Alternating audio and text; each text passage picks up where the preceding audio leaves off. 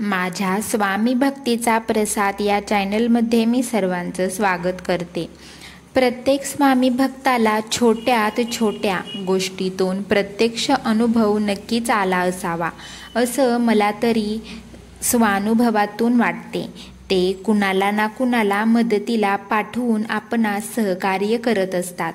मला ही स्वामींचा खूप चांगला अनुभव आला आहे. मी स्वामींचं नाव मनामध्ये घेताच त्यांच्या मानवी रूपातून माझं अवघड वाटणारं कार्यही सोपं होऊन जातं आणि ते पूर्णही होतं असे मला खूप अनुभव आलेले आहेत. त्यातील एक अनुभव हा 2021च्या काळातील मला आलेला होता. मी माझ्या बायकोच्या हा अनुभव एका दादांचा आहे, तर दादांच्या शब्दात अनुभवाला सुरुवात करूया.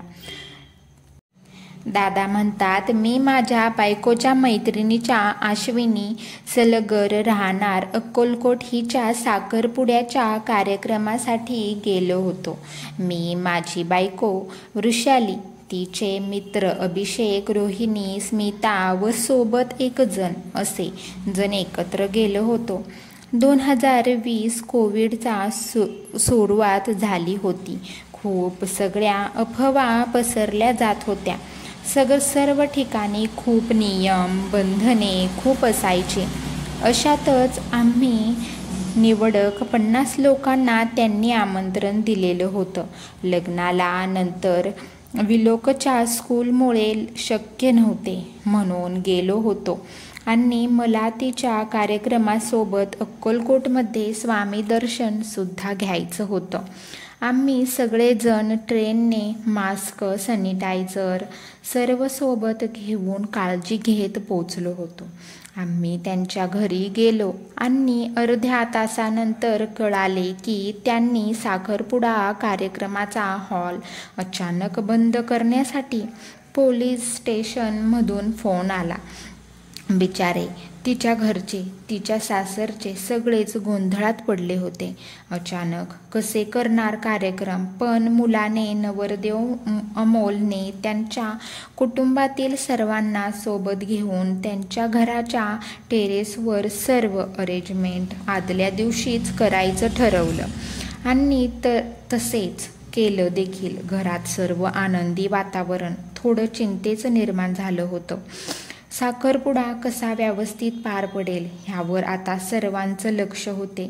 तशी दोन्ही घरच्या लोकांनी जमेल तशी तयारी केली होती.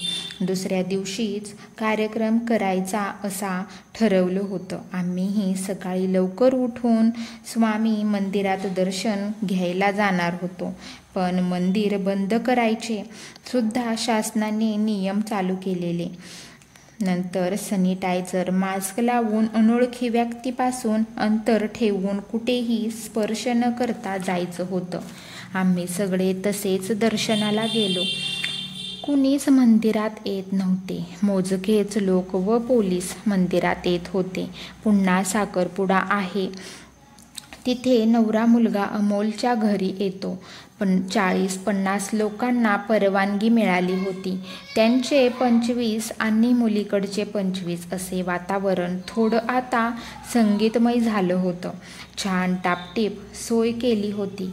आम्हाला कार्यक्रम संपवून पुन्हा माझ्या आईच्या गावी माहोर या ठिकाणी उजेडाच्या आत जायचं होतं. नंतर गाड्या मिळत नसल्याने आम्हाला ती खूप मोठी काळजी वाटत होती. म्हणून मी वृषाली विलोकला लवकर निघायचं व बसने जायचं ठरवलं होतं. साखरपुडा कार्यक्रम व नंतर जेवण, फोटो सेशन सर्व होईपर्यंत रात्रीचे 6:30 वाजले.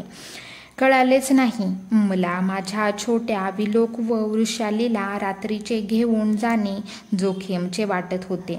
मनातल्या मनात मी स्वामींना प्रार्थना केली, आम्हाला स्वामी सुखरूप आमच्या गावी जायला मदत करा. मी या विचाराने टेन्शनमध्येच होतो. अशावेळी अश्विनी आणि यांचा ऑफिसमधील सिनियर कैलाश परमान मुंबईहून स्वतः कारने एकटेच आलेले होते असे समजले आणि स्वामींनी माझी अडचणीत मदतीला त्यांना पाठवले असेच मला जाणवले. कार्यक्रम आटोपला होता आणि काळोख झालेला. कैलाश सर यांनी आमच्यासाठी काही सेकंदात तयारी दर्शवून अभिषेक, रोहिणी, स्मिता सोबत आम्हाला ही गाडीत ॲडजस्ट करून थेट आमच्या गावच्या यावली माहोळ या वेशीपर्यंत सुखरूप आणून सोडले. रात्रीचे 9:30 वाजले होते. आमच्या गावी रोडजवळ रात्री चोर दवा धरून लुटतात हे ऐकून होतो. श्री स्वामी समर्थ यांचे नामस्मरण केले की अशक्यही शक्य करतील स्वामी या गोष्टीचा अनुभव घ्यायला मिळतो.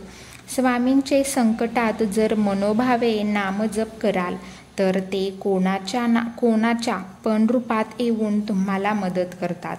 घरी रात्री उशिरा पोहोचल्यामुळे आम्ही शांत स्वामींचे नाम घेऊन त्यांचे आभार मानून झोपी गेलो.